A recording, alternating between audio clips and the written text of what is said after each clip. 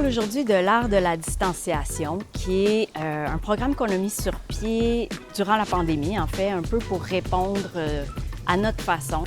On a transformé un peu nos habitudes d'œuvres d'art et de fresques sur des murs vers des œuvres au sol. Et donc, à cet effet, on s'est mis à créer des œuvres temporaires, des œuvres éphémères dans différents quartiers de la ville. Ça fait 2 jours qu'on a commencé, puis c'est vraiment ce qui passe aussi à travers nous, puis les gens, c'est comme « merci, ça fait vraiment du bien ».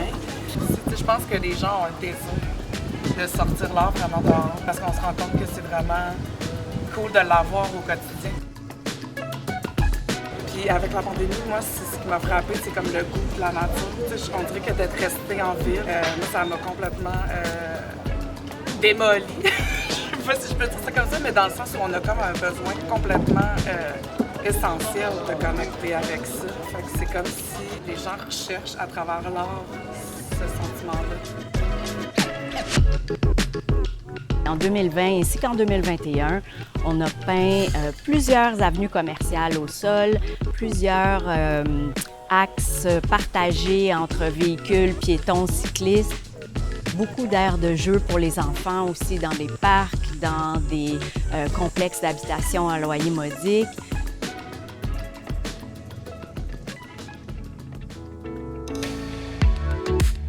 Tout le côté aussi de donner accès à l'art à des personnes qui ont peut-être moins accès. C'est vraiment dans la rue, à côté des maisons. Ça crée un sentiment de communauté aussi, l'art. C'est rassembleur, ça enjolive la vie des gens, ça tisse des liens. Ça stimule l'imaginaire des enfants.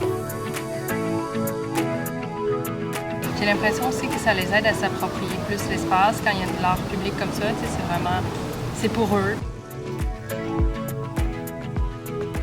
Et je suis fière de dire que dans ces 2 années d'art de la distanciation, on a contribué à des dizaines de kilomètres d'embellissement dans la rue pour tous. On a fait travailler près de 100 artistes sur ces 2 étés.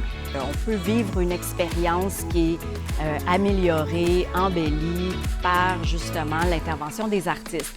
Alors, c'est toujours dans la prétention de mieux que l'art est au service du bien public et que l'art contribue à l'embellissement et l'amélioration des espaces.